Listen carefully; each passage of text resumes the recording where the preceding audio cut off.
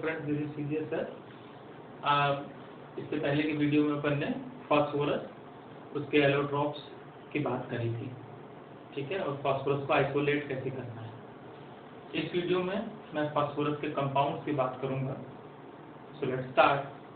अभी अपन बात करने जा रहे हैं किसकी? फॉस्फीन की।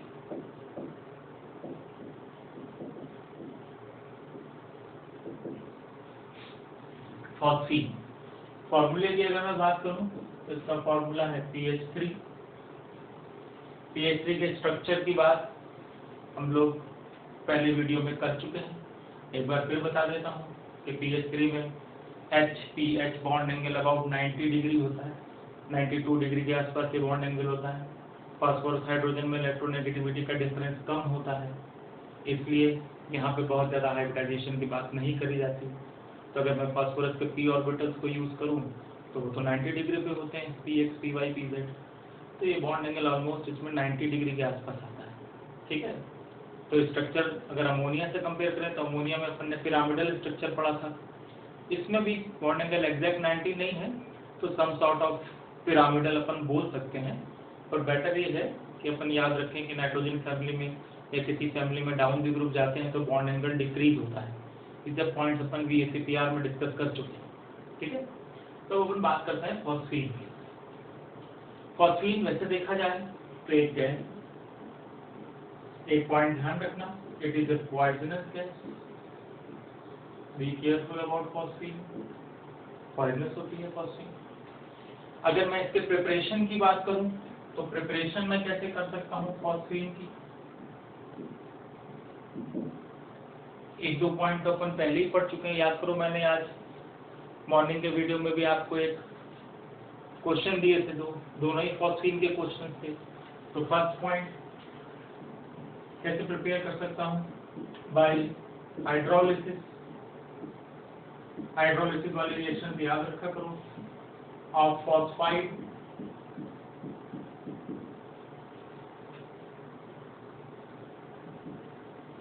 तो फॉस्फाइड की जब मैं हाइड्रोलिसिस कर रहा हूं, सपोज मैंने कैल्शियम फॉस्फाइड ले लिया और उसकी हाइड्रोलिसिस करें, that will give you calcium hydroxide and phosphine।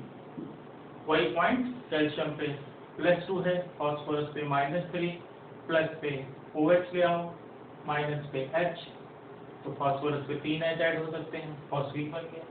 बाकी तो फिर सिंपली इसको बैलेंस करने वाली बात है। अब सिंपली इसको बैलेंस कर देंगे, ये हो। तो कैल्शियम फॉस्फाइड के हाइड्रोलिसिस से you will get calcium hydroxide and phosphine, ठीक है। एक और मेथड अपन अप्लाई कर सकते हैं जो कि इंपॉर्टेंट भी है। क्या? बार बार वही जो बात करता हूं मैं, डिस्प्रपोर्शनेशन रिएक्शन की। अपन ने पहले भी बात करी थी कि फास्फोरस की ऑक्सीडेशन नंबर, मिडिल की जो ऑक्सीडेशन नंबर है, जो हाईएस्ट और लोएस्ट नहीं है, उसके कंपाउंड्स डिस्प्रपोर्शनेशन शो करते हैं, खास करके ऑक्सो एसिड्स की बात। तो H3PO3 को अगर मैं हीट करूंगा तो that will give you PH3 plus H3PO4। और इसके ट्रिक भी मैंने बताई थी कि जनरली लोएस्ट और हाईएस्ट ऑक्सीडेशन नंबर पे जाते हैं, -3 पे और +5 पे। फिर इसको अपन सिंपली बैलेंस कर लेंगे, तो ये रिएक्शन हो गई। H3PO3 की हीटिंग ऐसे कर सकते हैं। थर्ड रिएक्शन कैसे कर सकता हूं मैं? From white phosphorus. White phosphorus से कैसे फॉर्म किया जा सकता है? या सिंपली कह सकते हैं फ्रॉम फॉस्फोरस। व्हाइट फॉस्फोरस की फॉर्म आप जानते हैं P4 के फॉर्म में होता है। इसकी भी एक इक्वेशन तो मैं क्वेश्चन पूछ चुका हूं। कैसे कर सकता हूं? फॉस्फोरस लिया और उसको NaOH के सॉल्यूशन में ऐड कर दिया, that will give you what? Phosphine plus NaH2PO2, sodium hypophosphite and phosphine. इसको क्या कहूंगा? सोडियम हाइपोफॉस्फाइड।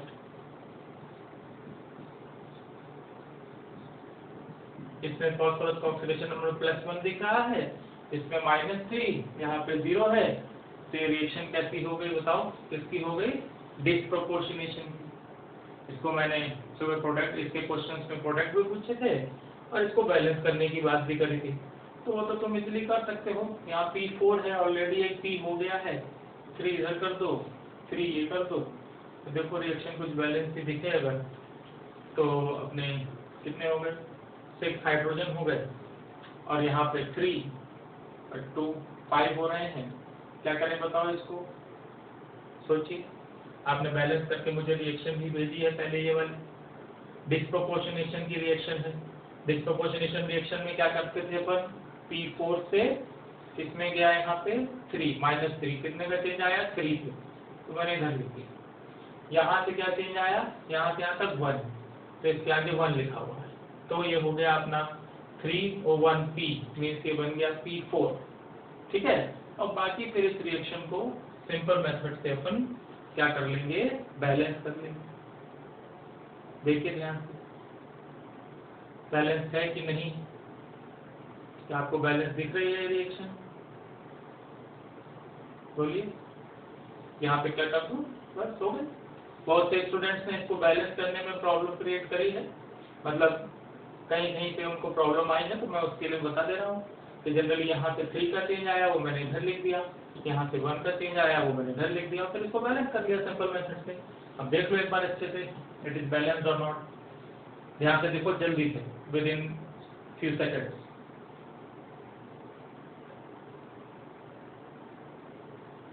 हो गया, तो बैलेंस हो गया, ठीक है। अच्छा, एक क्वेश्चन डिस्प्रोपोर्शनेशन है, ये आपसे पूछा जाएगा, ध्यान रखिएगा इस पॉइंट को, ठीक है। फिर इसमें फॉस्फीन गैस मिल रही है, इस पॉइंट को ध्यान रखने वाला है। इसमें एक दो पॉइंट और ध्यान रखने के हैं कि जब अपन फॉस्फीन प्रिपेयर कर रहे होते हैं तो इसके साथ कुछ अमाउंट में P2H4 और हाइड्रोजन भी बन सकती है। फॉर एग्जाम्पल अगर मैं उस रिएक्शन को भी लिखना चाहूं तो मैं ऐसे लिख सकता हूं P4 + NaOH + H2O, that can give you P2H4 + NaH2PO2।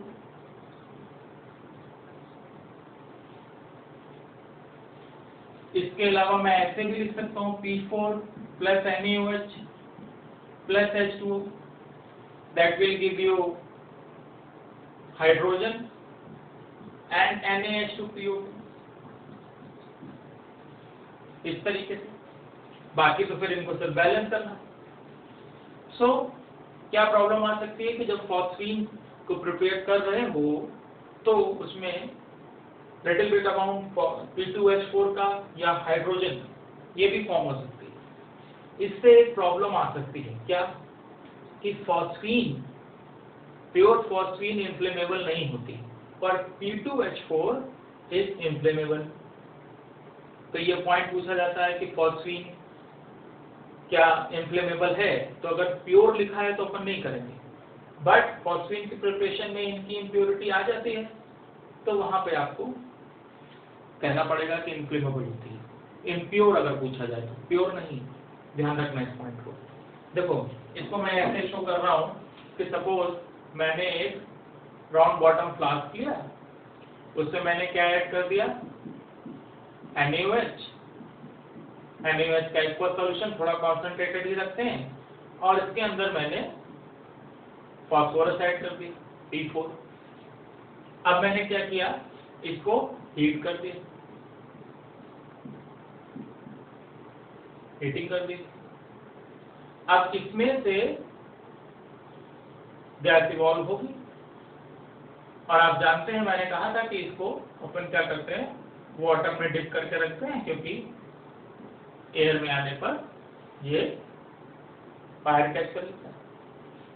तो क्या हो सकता है, अब यहाँ पे जब ये प्रैक्टिकल करते हैं तो अपन कोशिश करते हैं कि इसके अंदर से एयर रिमूव कर दें, तो उसके लिए ऑयल गैस पास करते हैं so that it can displace air, फिर अपन इसको हीट करते हैं।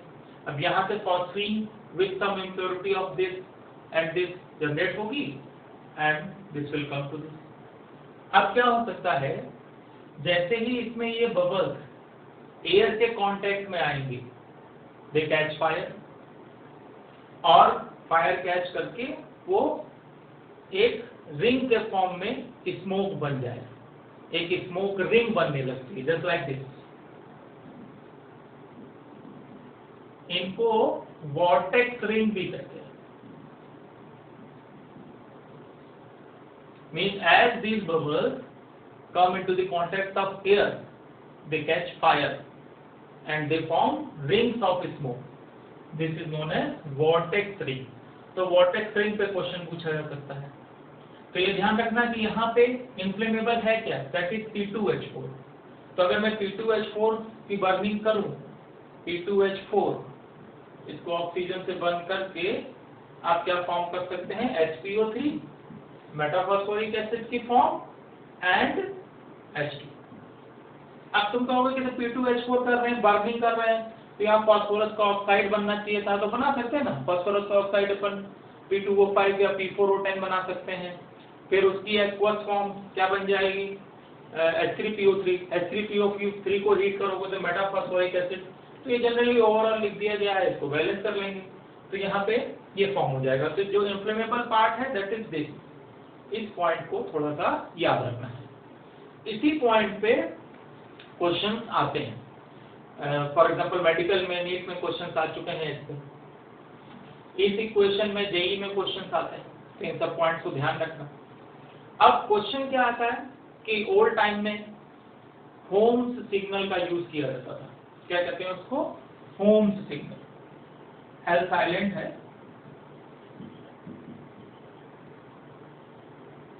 सी में क्या होता था, लोग फंस जाते थे तो वो कैसे किसी और को सिग्नल करें उसके लिए यूज करते थे। क्या करेंगे, आप एक बॉक्स में कैल्शियम फॉस्फाइड ले लो, और कैल्शियम फॉस्फाइड जानते हो, कैल्शियम फॉस्फाइड की हाइड्रोलिसिस होगी, क्या फॉर्म होगी, फॉस्फीन।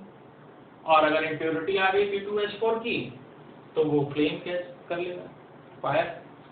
तो इस चीज का यूज अपन करते थे होम सिग्नल देते समय। इसमें क्या करते थे, साथ में कैल्शियम कार्बाइड भी ऐड करते थे। मतलब कैल्शियम फॉस्फाइड और कैल्शियम कार्बाइड रखा हुआ है बॉक्स में, फिर उसको में छेद करके उसको सी में फेंक दिया, वाटर मिला, उस वाटर से फॉस्फीन गैस प्रोड्यूस हुई। अगर इम्प्योरिटी आई इसकी, जो कि जनरली आ जाती है, तो उसमें क्या होगा कि वो फायर कैच करेगा। कैल्शियम कार्बाइड से अपन पढ़ चुके हैं, एसिटिलीन प्रोड्यूस होती है। एसिटिलीन भी जो होगी जल्दी फायर कैच कर सकती है, एसिटिलीन। एसिटिलीन जानते हो, तो एसिटिलीन से क्या होगा, थोड़ी सी ग्लो प्रोड्यूस होगी, तो ग्लो भी प्रोड्यूस होगी। इसलिए होम सिग्नल में इस चीज को यूज किया जाता था। पूछा जाएगा होम सिग्नल में क्या यूज करते थे, तो आप कहेंगे कैल्शियम कार्बाइड CaC2, जो वाटर से रिएक्ट करके क्या फॉर्म करेगा, एसिटिलीन एंड कैल्शियम हाइड्रोक्साइड, और calcium phosphide that will give you phosphine. ठीक है, तो ये होम सिग्नल का क्वेश्चन बनता है, इस चीज को ध्यान रखना। तो ये बात हो गई किसकी, फॉस्फीन की प्रिपरेशन अपन कैसे कर सकते हैं। अब मैं बात करने जा रहा हूं फॉस्फीन की प्रॉपर्टीज की। तो एक पॉइंट तो पहले ही बता दिया है तुम लोगों को, क्या कि फॉस्फीन एक पॉइजनस गैस है, तो इस पॉइंट को ध्यान रखना है। अच्छा, फॉस्फीन की प्रॉपर्टीज को समझने के लिए it's better that we can compare it with ammonia, क्योंकि अमोनिया ऑलरेडी पढ़ चुके हैं अपन। तो इसको अगर मैं अमोनिया से कंपेयर करूं तो इसकी प्रॉपर्टीज ज्यादा इजीली तुम याद रख सकते हो। तो अगर मैं इसकी प्रॉपर्टीज की बात करूं तो देखो, अब मैं कंपैरिजन करने जा रहा हूं between ammonia and phosphine. First comparison तो इनके स्ट्रक्चर का, जिसकी बात अपन कई बार कर चुके हैं, तो फर्स्ट कंपैरिजन स्ट्रक्चर का हो सकता है। प्रॉपर्टी की बात करूं तो जानते हो ammonia is gas, phosphine is gas. Second point, अगर मैं स्मेल की बात करूं, वही पॉइंट्स में सब डिस्कस कर रहा हूं। फिजिकल स्टेट क्या हो गई, गैस हो गई। ऑडोर की बात क्या करें, अमोनिया की अपनी स्पेसिफिक स्मेल होती है, जानते हो। फॉस्फीन की भी अपनी स्पेसिफिक स्मेल है, पर इसकी अनप्लीजेंट ऑर्डर है, अच्छा नहीं लगता है। अपन कई बार कहते हैं रोटेन फिश जैसी स्मेल है, तो it has unpleasant order. Third point अगर मैं बात करूं, वही पॉइंट जो अपन पहले बात कर चुके हैं कि अगर सपोज फिजियोलॉजिकल एक्शन की बात करूं, जो ऊपर लिखा भी हुआ है देखो, फॉस्फीन कैसी है, पॉइजनस, अमोनिया कैसी है, non poisonous, so it is non poisonous, but phosphine is poisonous. तो ये पॉइंट याद रखने वाला है। एक पॉइंट और थोड़ा सा दिमाग में रखना कि अगर डेंसिटी की बात करूं, so ammonia is lighter than air,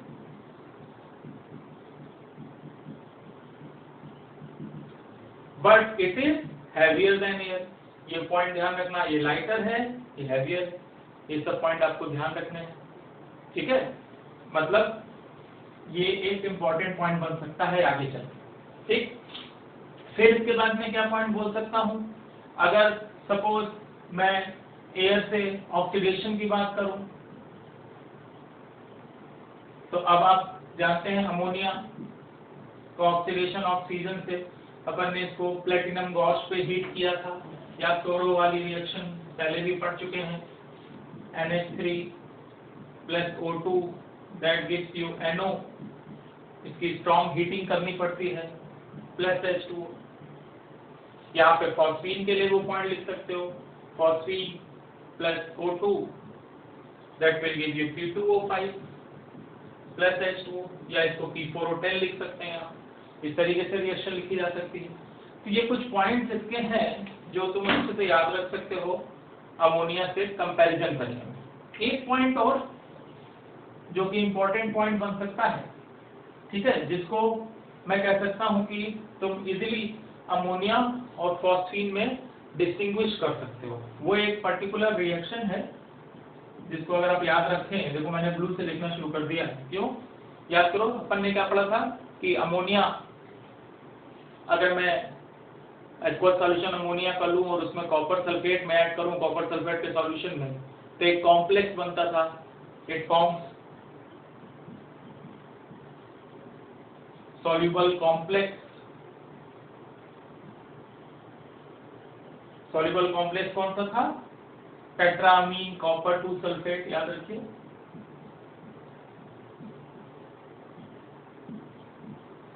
और इसका कलर कौन सा था, ब्लू। किसके साथ फॉर्म करता है ये, विद कॉपर सल्फेट सॉल्यूशन, याद आया। तो कॉपर सल्फेट और एक्वस अमोनिया अगर अपन लेते हैं तो वहां से ये एक सॉल्युबल कॉम्प्लेक्स बनता है जिसका ब्लू कलर होता है। अमोनिया के टेस्ट में भी इसको यूज कर सकते थे, पर फॉस्फीन के साथ ऐसा नहीं हो रहा है। अगर फॉस्फीन और कॉपर सल्फेट रिएक्ट कराओगे, it forms black PPT of copper phosphide. ऐसा ही एक पॉइंट हम याद रखो, सिल्वर नाइट्रेट के साथ अमोनिया की रिएक्शन कराई थी, diamine silver plus ion complex बनाया था, soluble complex, diamine silver plus complex, याद रखिए, है ना। तो वहां पे उसको सॉल्युबल फॉर्म में लिया था अपन ने। अगर इसकी रिएक्शन कराऊं फॉस्फीन की मैं सिल्वर नाइट्रेट के साथ, तो यहाँ सिल्वर फॉस्फाइड का ब्लैक पीपीटी मिलता है, जिसको फाइनली अपन सिल्वर तक भी कन्वर्ट कर सकते हैं। तो ध्यान रखना, ये दो पॉइंट्स ऐसे हैं जो फॉस्फीन और अमोनिया में एक डिफरेंस क्रिएट कर सकते हैं। तो फॉस्फीन की बहुत सी प्रॉपर्टीज आप कंपेयर कर सकते हैं अमोनिया से, और ये बेटर तरीका है, इसका भी रिवीजन हो जाएगा साथ साथ अमोनिया का। तो ये दो चार पॉइंट जो है इनको याद रखो, थोड़े तो याद रखने वाले पॉइंट है, जल्दी से नोट कर लो। मैं कुछ सेकंड का टाइम दे रहा हूँ, आप स्क्रीनशॉट भी ले सकते हैं, पर बेटर होता है कि नोट कर ले। नोट करने से क्या होता है, रिएक्शन जल्दी याद हो जाती है।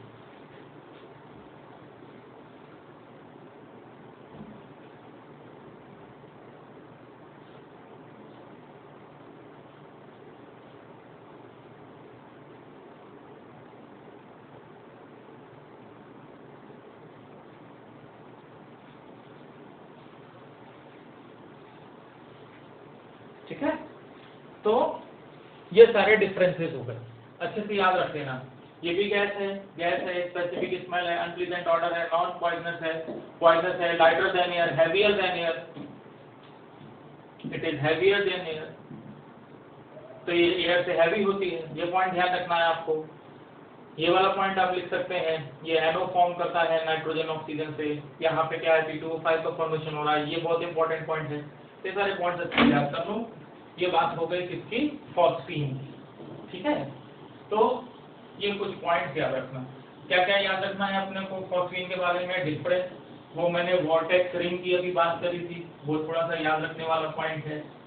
फॉस्फीन में इन्फ्लेमेबल पार्ट कौन सा है, CH3 is not inflammable but if it has impurity of P2H4 it is inflammable. Bar bar repeat कर रहा हूँ सब पॉइंट, जिससे कि लेक्चर में ही तुम लोगों को याद हो जाए, ठीक है। अब इसके बाद अपन बात करने जा रहे हैं इसकी ऑक्सो एसिड। अब फास्फोरस के ऑक्सो एसिड अपन सेकंड लेक्चर में पूरी टेबल पढ़ चुके हैं। मैंने स्ट्रक्चर सबके एक्सप्लेन कर दिए थे विद द ऑक्सीडेशन नंबर, और स्ट्रक्चर से रिलेटेड प्रॉपर्टीज की बात भी अपन पहले कर चुके हैं। तो आज मैं मेनली 2 एसिड्स की बात करने जा रहा हूं। फर्स्ट इज H3PO3, जिसको मैं क्या कह सकता हूं, फास्फोरस एसिड।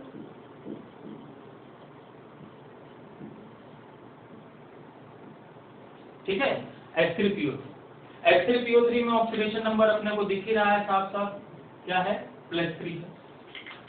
अब इसमें क्या देखना है अपने को, सबसे पहले अगर मैं इसकी प्रिपरेशन की बात करूं तो प्रिपरेशन में देखो क्या पॉइंट है, कैसे कर सकते हो आप खुद दिमाग चलाओ। H3PO3 बनाना है तो किस ऑक्साइड की हाइड्रोलिसिस से मैं H3PO3 फॉर्म कर सकता हूं, सोचो, किस ऑक्साइड की हाइड्रोलिसिस से H3PO3, ऐसा ऑक्साइड जिसमें ऑक्सीडेशन नंबर सेम हो। जल्दी से याद करो, मैंने रिवीजन करने को भी बोला था। क्या लिख सकता हूं बताओ, P2O3, या फिर क्या लिख सकता हूं, P4O6, जिसमें फास्फोरस का ऑक्सीडेशन नंबर क्या हो, +3। तो इसकी हाइड्रोलिसिस कर दो, then you will get H3PO3। तो बैलेंस कर लो। तो एक पॉइंट तो ये पूरे। फिर याद रखो थोड़ा सा, एक पॉइंट अपन ने पहले भी डिस्कस किया था, PCl3 की हाइड्रोलिसिस ऑफ PCl3, उसको हाइड्रोलाइज किया था। मैंने मेथड भी बताया था, भाई इसका ऑक्सीडेशन नंबर +3 है तो यहाँ पे OH आएगा, यहाँ पे H आएगा, तो Cl पे H आएगा, तो that will form as Cl, और यहाँ पे फास्फोरस पे 3 OH आ जाएंगे, तो POH होल थ्राइस लिखने के बजाय अपन क्या लिख देंगे, H3PO3। तो ये देखो दो मेथड तो बहुत इजी हैं, जो अपन इजीली ऐसे देख सकते हैं। PCl3 कैसे प्रिपेयर कर सकते हैं, फास्फोरस को हीट किया था, लिमिटेड सप्लाई ऑफ क्लोरीन में, PCl3 बन जाएगा। एक्सेस में क्लोरीन ले लोगे, PCl5 तक चले जाएंगे। तो ये दो मेथड तो ऑलरेडी अपन H3PO3 के बारे में पढ़ चुके हैं, तो बहुत ज्यादा इनके बारे में अपने को डिस्कस करने की जरूरत यहाँ पे नहीं है। ऑलरेडी अपन पहले भी इनके बारे में बहुत कुछ देख चुके हैं, उस टेबल में मैंने सब कुछ बता दिया था, ठीक है। H3PO3 के स्ट्रक्चर की अगर मैं बात करूं तो जितने भी ऑक्सो एसिड्स हैं उनमें एक पॉइंट तो याद रखना ही है अपने को कि इसमें P double bond O bond मिलना ही है और एक OH लिंकेज अपने को मिलनी ही है। अगर मैं ऑक्सो एसिड बोल रहा हूँ तो 1 OH लिंकेज होगी, और इसमें जितने भी ऑक्सो एसिड है उसमें P double bond O linkage भी अपने को देखने को मिलेगी। तो ये तो मिलनी ही है, तो एक PO तो ये हो ही गया, एक OH ये हो गया, बाकी H3PO3 है, तो क्या कर सकते हो, OH कर सकते हो, और यहाँ पे क्या करना पड़ेगा, H। तो H3PO3 इसकी अपन ने बात करी थी, कैसा एसिड होता है, ये डाइबेसिक है, ये H रिलीज कर सकता हूँ, ये H रिलीज कर सकता हूँ, it is a dibasic acid, याद रखो, तो ये डाइबेसिक एसिड है। pH लिंकेज है तो रिड्यूसिंग कैरेक्टर भी शो कर सकता है, तो इसकी बात भी अपन ने करी थी पहले कि अगर pH लिंकेज होती है तो that can act as reducing agent also. तो ये दो पॉइंट अगर याद रखोगे तो ऑक्सो एसिड बहुत इजी हो जाएंगे। सब में PO लिंकेज और एक कम से कम एक OH लिंकेज तो अपने को देखने को मिलेगी ही मिलेगी, ठीक है। तो ये बात अपन किसकी कर रहे हैं, H3PO3। बहुत ज्यादा डिटेल में इनकी बात नहीं करनी है, क्यों, क्योंकि बहुत से पॉइंट्स इनके आगे चल के क्वालिटेटिव एनालिसिस में भी देखने को मिलेंगे, फॉस्फेट्स के, फॉस्फाइड्स के। अभी तो बेसिक स्ट्रक्चर जानो क्या है, कुछ एक दो प्रॉपर्टीज उसकी याद रख लो कि कैसे इसको प्रिपेयर किया जा सकता है, ये सब पॉइंट्स थोड़े से याद रखने लायक है। उसकी एसिडिक कैरेक्टर क्या है, मोनोबेसिक है, डाइबेसिक है, ये सब पॉइंट। अच्छा, अब अगर मैं बात करूं नेक्स्ट किसकी बात करने जा रहा हूं, फॉस्फोरिक एसिड। ऑर्थोफॉस्फोरिक एसिड भी कह सकते हैं। ऑर्थो कब कहेंगे मैंने बताया था, याद रखो, है ना, H3PO4 ऑर्थोफॉस्फोरिक एसिड। अब इसमें क्या कर सकते हैं, अब सबसे पहले अगर मैं सपोज स्ट्रक्चर की बात करूं तो अभी तुमको बताया ना कि सब में एक पी डबल बॉन्ड और लिंकेज अपने को मिलनी है, और इसके साथ अपन क्या कर सकते हैं, एक OH मिलेगा ही। अभी कितने OH बच गए, 2, इट मींस रिमेनिंग भी कैसे होंगे अपने OH ही होंगे। तो इस तरीके से अपन इसको ड्रॉ कर सकते हैं, मींस ये कैसा हो गया, ट्राइबेसिक हो गया, तीनों H रिलीज कर सकते हैं इसको। ये सब पॉइंट इसके बन गए, ठीक है। ऑक्सीडेशन नंबर फास्फोरस का +5 हो गया, अपने को दिख रहा है साथ साथ। तो ये फास्फोरिक एसिड की बात हो गई, ठीक। इसकी प्रिपरेशन की अगर मैं बात करूं तो वैसे ही अगर मैं फिर से रिपीट करूं पॉइंट, तो सोचो प्रिपरेशन में अपने आप जल्दी भी दिमाग चलाओ, किसकी हाइड्रोलिसिस से बना सकते हो, कौन सा ऐसा ऑक्साइड हो जिससे बना सकता हूं जिसमें ऑक्सीडेशन नंबर सेम हो। तो फर्स्ट पॉइंट कौन सा हो सकता है, बोलो कैसे, किसकी, P4O10 या P2O5 लिख सकते हो, उसकी हाइड्रोलिसिस कर दो, that will give you H3PO4, same oxidation number +5 इधर भी +5 इधर भी। और क्या कर सकता हूं मैं, कई बार मैंने बताया कि अभी H3PO3 को ही हीट कर दो, डिस्प्रपोर्शनेशन हो जाएगा, that will give you H3PO4 plus phosphine. ये बात भी यहाँ पे हो गई, वो अपने को H3PO4 और फॉस्फीन मिल जाएगी। देखो ये वाला पॉइंट आप अच्छे से याद रख सकते हैं, ठीक है। फिर क्या कर सकता हूँ, वो जो अपन ने अभी फास्फोरस के आइसोलेशन में रिएक्शन को यूज किया था, कौन सी, फास्फोराइट लिया था, कैल्शियम फॉस्फेट, और उसको सल्फ्यूरिक एसिड से रिएक्ट कराया था, जिससे क्या फॉर्म किया था, कैल्शियम सल्फेट, याद रखो, और H3PO4। तो वहां भी H3PO4 फॉर्म किया था, फास्फोराइट वाली रिएक्शन यहाँ पे लिख सकते हैं। तो ऐसे बहुत से मेथड्स तो अपन प्रिपरेशन के ऑलरेडी इनके लिख सकते हैं। तो ये सब पॉइंट थोड़े से याद रखने वाले हैं। प्रॉपर्टीज में स्ट्रक्चर और स्ट्रक्चर से रिलेटेड प्रॉपर्टीज, एसिडिक बिहेवियर कैसा है, वो सब बातें अपन ने ऑलरेडी सब इसकी कर ली। बाकी एसिड्स हैं तो ये एसिड की प्रॉपर्टी तो ऑलरेडी शो करेंगे ही करेंगे, तो वो सारे पॉइंट्स थोड़े से इसमें याद रखने वाले हैं, ठीक है। अच्छा, इसमें क्या कर सकते हैं, H3PO4 में जो फॉस्फेट आयन है अपने पास, फॉस्फेट आयन के बारे में कुछ क्वेश्चंस आपसे पूछे जा सकते हैं, ठीक है।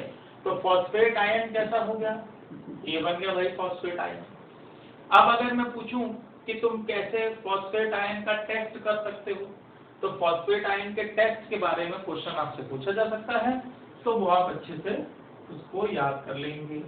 ये आगे चल के क्वालिटेटिव एनालिसिस में भी ये टेस्ट आपको देखने को मिलेगा, ठीक है। तो मैं क्या करूंगा, इसके टेस्ट में सपोज मैंने H3PO4 ले लिया, फॉस्फेट आयन का टेस्ट करना है, इसमें नाइट्रिक एसिड ऐड कर दिया और अमोनियम मॉलिब्डेट,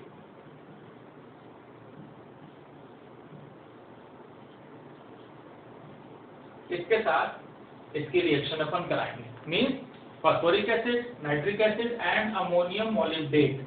याद रखना क्या बोल रहा हूं मैं। अब इससे क्या होगा, एक कंपाउंड बनेगा जो अपने को याद रखना है, अमोनियम फॉस्फोमॉलिब्डेट, NH4। पहले तो अमोनियम फॉस्फेट बना लो, ये बन गया अमोनियम फॉस्फेट एंड 12 MOO3, और साथ में क्या लिख सकता हूं मैं, अमोनियम नाइट्रेट लिख सकता हूं, NH4NO3, और फिर वाटर से इसको बैलेंस कर दो। इस तरीके से बाकी रिएक्शन को अपन बैलेंस कर सकते हैं। तो ये थोड़ा सा याद रखना इसमें कि ये जो अमोनियम फॉस्फोमॉलिब्डेट बन रहा है, दिस अमोनियम फॉस्फोमॉलिब्डेट, ये येलो PPT होता है, तो इट इज येलो PPT। तो इस तरीके से मैं फॉस्फेट आयन का यहाँ पर टेस्ट कर सकता हूँ। ये क्वेश्चन पूछा जाता है, इसको याद रखना, ठीक है। अच्छा, इसमें थोड़ा बहुत कंफ्यूज करने के लिए क्या कर सकते हैं, और कैसे लिखा जा सकता है इसको, सपोज मैंने ऐसे लिख दिया NH4 होल साइड और P लिख दिया, और ये 4 ऑक्सीजन भी यहाँ पे ऐड कर दी, तो ऑलरेडी 12 × 3 36 ऑक्सीजन ये हो गई, और 4 ये हो गई, मींस 40। तो इसको इस तरीके से लिख दिया MO12 NO40। इस तरीके से भी इस कंपाउंड को लिख के दिया जा सकता है। आपको लगेगा हमने कभी देखा ही नहीं, तो अगर ये तुम्हें याद रहेगा तो already you can form this, तो इस टेस्ट को थोड़ा अच्छे से याद रखना, ठीक है। तो ये बात हो गई किसकी, फॉस्फोरिक एसिड। अच्छा, अब मैं बताने जा रहा हूं कि फॉस्फोरिक एसिड का हीटिंग इफेक्ट, ये बहुत पूछा जाता है क्योंकि ये आगे चल के और बहुत सी रिएक्शंस में काम आएगा। अभी मैंने फास्फोरस एसिड का हीटिंग इफेक्ट बताया था कि वो डिस्प्रोपोर्शनेट होता है फास्फोरस एसिड, याद रखिए अपन ने पढ़े थे फास्फोरस की मिडिल की ऑक्सीडेशन स्टेट डिस्प्रोपोर्शनेट होती है एसिडिक मीडियम में, अल्कलाइन मीडियम में की बात भी करी थी पहले, ठीक है। तो यहाँ पे अब अपन बात करने जा रहे हैं फास्फोरिक एसिड के हीटिंग इफेक्ट।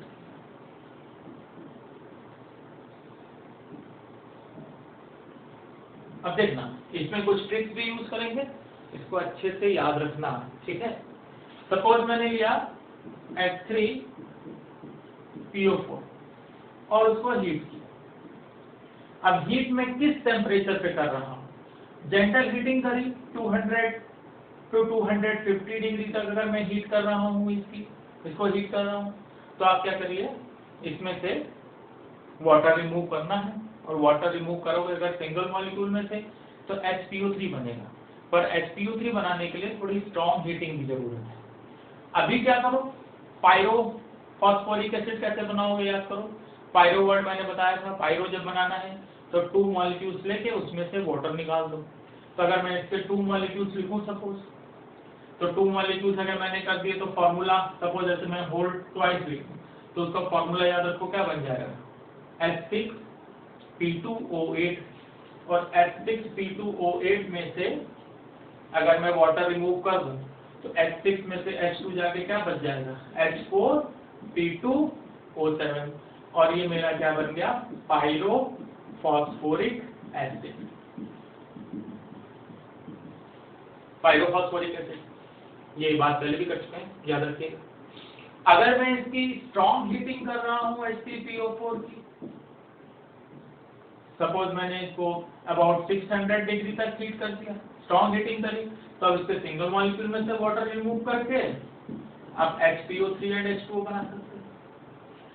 पायरोफॉस्फोरिक एसिड को अगर बोल दिया जाए हीट कर दिया गया तब भी वही बात कर सकते हैं, इसकी भी स्ट्रॉन्ग हीटिंग कर दी जाए, स्ट्रॉन्ग हीटिंग की अगर मैं बात करूं तो फिर इससे भी मैं यही फॉर्म कर सकता हूं HPO3 प्लस H2। ये सारे पॉइंट्स, तो इन सारे पॉइंट्स को अच्छे से याद रखो। ये पॉइंट हो सकता है अपने सामने, इसको भी ध्यान दिया जा सकता है। मेटाफॉस्फोरिक एसिड फिर से बन गया। तो इसके हीटिंग इफेक्ट की बात थोड़ी अच्छे से याद रखना, ठीक है। अच्छा, अब सपोज मैं इसके सॉल्ट ले, H3PO3 कैसा एसिड था, ट्राइबेसिक एसिड। तो अगर मैं इसके सॉल्ट्स की बात करूं तो इसके सॉल्ट्स में कौन कौन से ले सकता हूं, एक तो मैं सोडियम डाइहाइड्रोजन फॉस्फेट ले सकता हूं जिसमें मैंने इसमें से एक H रिमूव किया है केवल, दूसरा मैं डाइसोडियम हाइड्रोजन फॉस्फेट ले सकता हूं, एक और H रिमूव कर दिया है, और तीसरा मैं इसका नॉर्मल सॉल्ट सोडियम फॉस्फेट ले सकता हूं। तो ये 3 टाइप्स ऑफ इसके सॉल्ट हो गए। इन सॉल्ट्स में इनके थोड़े नेम भी कभी कभी देखने को मिलेंगे, इसको प्राइमरी सॉल्ट बोल सकते हैं, इसको सेकेंडरी और इसको टर्शियरी या जनरली नॉर्मल सॉल्ट ही बोल देते हैं।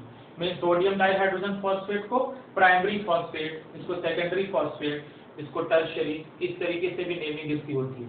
ऐसे अपन फॉस्फाइड की भी कर सकते थे, H3PO3 की। अगर H3PO3 होता तो H3PO3 से क्या फॉर्म कर सकता था मैं, NaH2PO3 और Na2HPO3। अब इसके बाद इसमें ये H रिलीज नहीं होता क्योंकि अपन पढ़ चुके थे कि इसका मैक्सिमम फैक्टर 2 होता है, और एक ऐसा एसिड है डाइबेसिक एसिड। तो अभी एक H रिलीज हुआ है, केवल एक H बचा है, तो अभी ये एसिड सॉल्ट है, पर अब ये और H रिलीज नहीं कर सकता, अब ये एसिड सॉल्ट नहीं है। इस तरीके के क्वेश्चंस की बात करी जा सकती है, ठीक है। तो ये प्राइमरी फॉस्फाइड कह सकते हैं, इसको सेकेंडरी फॉस्फाइड कह सकते हैं। वैसे यहाँ पे प्राइमरी, सेकेंडरी, टर्शियरी फॉस्फेट बोले जा सकते हैं।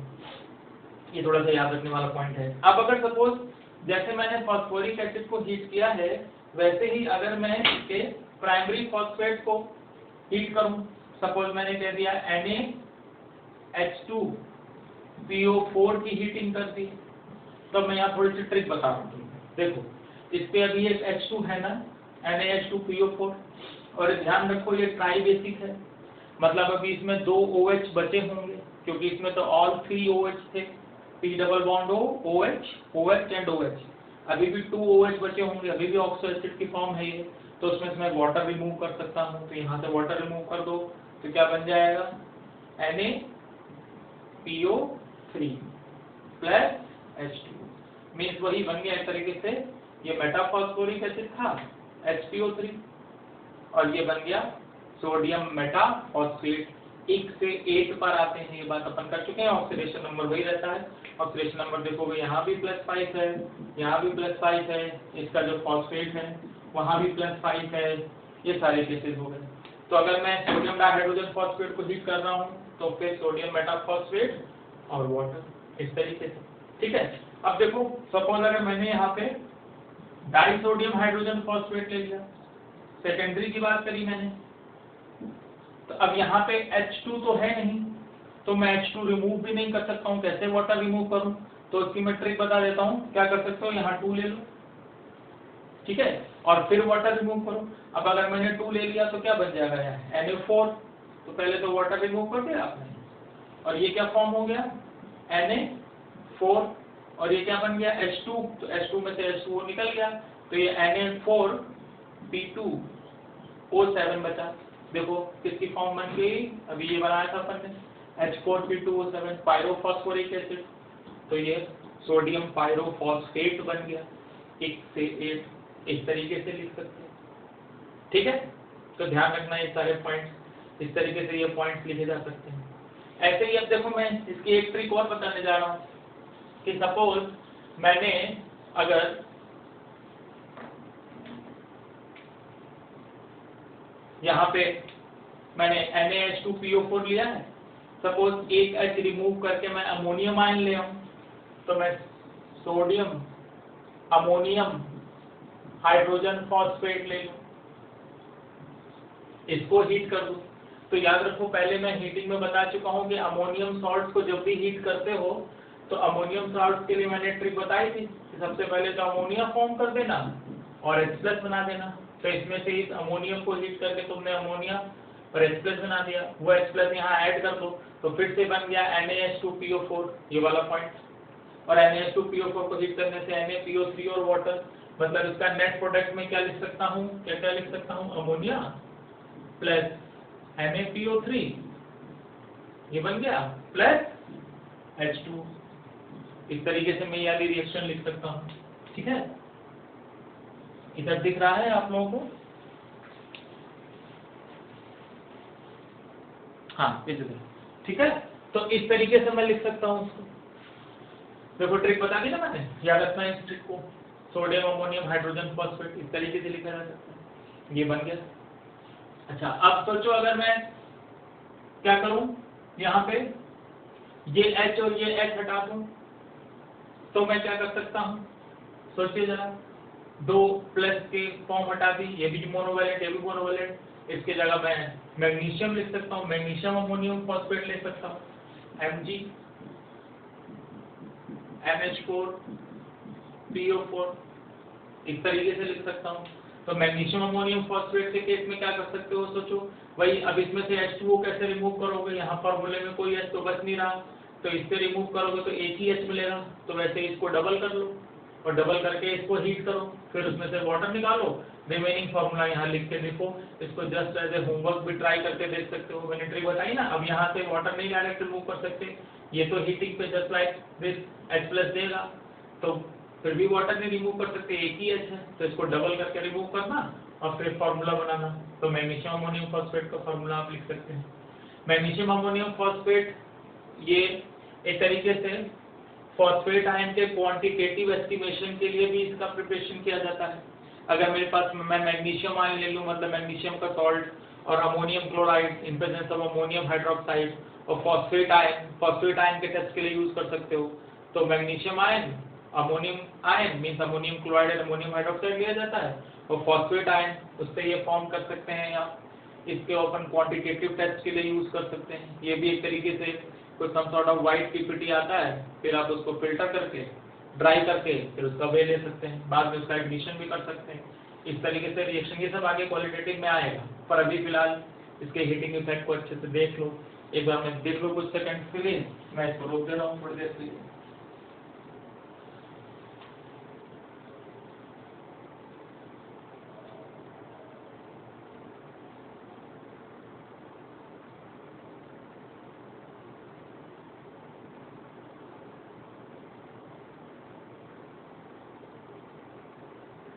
ठीक है, तो ये बात हो गई इसके हीटिंग इफेक्ट की। अब H3PO4 के बारे में भी आपको इतना याद रखना है, तो इसकी प्रिपरेशन और प्रॉपर्टीज में ये सारे पॉइंट्स थोड़े से याद रखना। हीटिंग इफेक्ट की बात याद रखना। H3PO4 के प्रिपरेशन के तो और बहुत से मेथड अभी अपन इतने सारे लेक्चर्स में ऑलरेडी पढ़ ही चुके हैं। फॉर एग्जांपल देखो, एक अगर याद रखो, तो जब नाइट्रिक एसिड पढ़ रहे थे तब फास्फोरस की रिएक्शन नाइट्रिक एसिड से कराई थी, तो मैंने बताया था नाइट्रिक एसिड फास्फोरस को ऑक्सीडाइज करके ईक एसिड में कन्वर्ट करेगा, वहां भी फास्फोरिक एसिड बन जाएगा। तो ऐसी तो बहुत सी रिएक्शन अपन ऑलरेडी देख चुके हैं। अब अगर मैं थोड़ी सी कंपैरिजन की बात करूं एसिडिक स्ट्रेंथ की, एक पॉइंट ये भी पूछा जा सकता है एसिडिक स्ट्रेंथ के बारे में। तो एसिडिक स्ट्रेंथ की अगर मैं बात करूं तो यहाँ पे अगर मैं सपोज H3PO2, H3PO3 और H3PO4 ले लूं, मीन्स फॉस्फोरिक, फॉस्फोरस और हाइपोफॉस्फोरस, ऑक्सीडेशन नंबर +1, +3, +5। तो जनरली अपन ने देखा है कि अगर एक ही एलिमेंट के डिफरेंट एसिड्स हों, ऑक्सो एसिड्स हैं जिनमें ऑक्सीडेशन नंबर डिफरेंट है, तो जिसमें ऑक्सीडेशन नंबर ज्यादा होता है वो ज्यादा एसिडिक होता है। फॉर एग्जांपल नाइट्रस एसिड से ज्यादा एसिडिक होता है नाइट्रिक एसिड। देखो यहाँ पे ऑक्सीडेशन नंबर क्या है इसका 3, यहाँ पे क्या है 5। For example sulphurous acid H2SO3 से ज्यादा होता है H2SO4, ठीक है, यहाँ +6 है, ऑक्सीडेशन नंबर +4 है। तो एक ही एलिमेंट के जो ऑक्सो एसिड्स होते हैं उसमें जिसमें हायर ऑक्सीडेशन नंबर है that is more acidic. Generally अपन ऐसा करते हैं, यहाँ पे नहीं करना है, ध्यान रखना। तो it is just like exception, इस पॉइंट को आप अच्छे से याद रखेंगे। यहाँ पे अपन कहते हैं ये ज्यादा एसिडिक होता है, ऑलमोस्ट कई बार कह देते हैं ये दोनों इक्विवेलेंट होते हैं, पर अगर कोई पूछ ही बैठे तो अपन कहेंगे first, second and then this is third. ये थोड़ा सा याद रखना। इसके अगर कॉन्सेप्ट में जाएं, पहली बात तो एक फैक्ट है कि याद रखना। अब कॉन्सेप्ट एक्सप्लेन करने को अपन एक्सप्लेनेशंस तो ढूंढ ही लेते हैं, तो बहुत से एक्सप्लेनेशंस बताए जा सकते हैं आपको। एक एक्सप्लेनेशन ऐसे भी कह सकते हैं, मैंने बताया सब में P डबल बॉन्ड O और एक OH तो देखने को मिलेगा ही, बाकी 2 H बच गए। इस तरीके से ये बच गए। तो अब इसमें क्या करूं, सपोज इसमें से ये H+ रिलीज कर दूं, तो जब ये H+ रिलीज करके आयनिक फॉर्म में आएगा तो ये सम सॉर्ट ऑफ रेजोनेंस भी इस तरीके से शो कर सकते हैं कि इसका जो H+ आयन रिलीज करने के बाद जो कॉन्जुगेट बेस बना that is stabilized by resonance, ठीक है। अगर H3PO3 की बात करूं, स्ट्रक्चर की बात, मैंने कहा था P डबल बॉन्ड O हो गई, एक OH ये मिल ही गया, एक O और बच रहा है, मींस एक OH ये हो गया, एक H ये हो गया। तो अगर मैं इसके आयन की बात करूं O-, OH एंड H, तो अभी इसमें भी ऐसे रेजोनेंस से शो किया जा सकता है। पर अगर मैं इसको भी रिलीज कर दूं तो इधर से भी रेजोनेंस शो कर सकते हो। तो यहाँ पे क्या हो गया, एक तरीके से क्रॉस कॉन्जुगेशन या क्रॉस रेजोनेंस की बात हो सकती है। पर एक बार में आप इधर से शो करिए, नेक्स्ट टाइम पे आप दूसरा रेजोनेटिंग स्ट्रक्चर बना सकते हैं जिसमें ये रेजोनेंस शो करी जा सकती है। तो जब अपन क्रॉस कॉन्जुगेशन की, ये इस तरीके से क्रॉस हो रहा है, क्रॉस कॉन्जुगेशन बहुत ज्यादा स्टेबिलिटी को प्रोवाइड नहीं करता है। इनफैक्ट जो नॉर्मल कॉन्जुगेशन है या कभी एक्सटेंडेड कॉन्जुगेशन हो, आगे की तरफ कॉन्जुगेशन बढ़ता जाए, वो ज्यादा स्टेबिलिटी प्रोवाइड करता है। क्रॉस कॉन्जुगेशन में नहीं मिलती स्टेबिलिटी। तो मैं कह दूंगा कि इसका जब मैं कॉन्जुगेट बेस फॉर्म कर रहा हूँ, पहले एक H+ रिलीज किया, दूसरा किया, क्रॉस कॉन्जुगेशन आ गया, तो इसकी स्टेबिलिटी इसके कॉन्जुगेट बेस को नहीं मिली। तो ये थोड़ा सा ध्यान रखना। इसलिए अपन कह देते हैं कि this is more acidic, this is less and this is less. इसमें क्या होगा, 3 OH हो जाएंगे, तो इस तरीके से उसको भी शो किया जा सकता है। तो इसको अपन क्रॉस कॉन्जुगेशन के कॉन्सेप्ट से एक्सप्लेन कर सकते हैं। पर ध्यान रखना एग्जाम में ये फैक्ट याद रखना, क्योंकि वहां पे हर बार इतना नहीं सोच पाओगे। अगर स्ट्रेट फॉरवर्ड क्वेश्चन आया तो एज एन एक्सेप्शन आपको याद रखना है। रीजन पूछा जाए तो ये रीजन आप ऑलरेडी इसमें दे सकते हैं, ठीक है। तो ये बात हो गई इसके एसिडिक स्ट्रेंथ की। तो ऑलमोस्ट सारे पॉइंट्स मैंने तुम लोगों को डिस्कस कर लिए हैं। PCl5 और PCl3 की बात करूं अगर मैं, तो उनके स्ट्रक्चर्स की बात पर पहले भी कर चुके हैं, केमिकल बॉन्डिंग में भी कर चुके हैं, तो बहुत ज्यादा अब स्ट्रक्चर और हाइब्रिडेशन की बात नहीं कर रहे हैं, आप ऑलरेडी केमिकल बॉन्डिंग में बहुत कुछ देख चुके हैं। उसके बाद उनके रिएक्शंस की बात, तो PCl5 और PCl3 की हाइड्रोलिसिस की बात मैं पहले बता चुका हूँ, अभी दिखाया था PCl3 की हाइड्रोलिसिस करी, तो PCl3 की हाइड्रोलिसिस से क्या फॉर्म किया था, H3PO3। ऐसे PCl5 की अगर मैं हाइड्रोलिसिस कर दूंगा तो PCl5 के हाइड्रोलिसिस से क्या कर सकते हो, H3PO4 बना सकते हो, याद करो, है ना। PCl5 से पहले क्या फॉर्म करते थे, POCl3 और HCl, फिर POCl3 को हाइड्रोलाइज करके अपन H3PO4 बना देते हैं। तो PCl5 और PCl3 की हाइड्रोलिसिस की बात मैं कर चुका हूँ। PCl5 PCl3 का यूज अपन न्यूक्लियोफिलिक सब्स्टिट्यूशन रिएक्शन में ऑर्गेनिक में करते हैं, जहाँ खास करके अल्कोहल में से OH को रिप्लेस करके क्लोरीन लानी हो, ये बात अपन पहले कर चुके हैं। तो अब इसको अच्छे से देख लो, स्टडी कर लो। तो ये ऑलमोस्ट नाइट्रोजन फैमिली के सारे पॉइंट्स अपन ने कवर कर लिए हैं, ठीक है। प्रॉब्लम शीट आपको ऑलरेडी एक दे दी गई है, वो आप सॉल्व कर लेंगे। आगे नेक्स्ट वीडियो में मैं कुछ क्वेश्चंस की बात करूंगा, and then we will start oxygen family. So we will start oxygen family in next video. Thank you.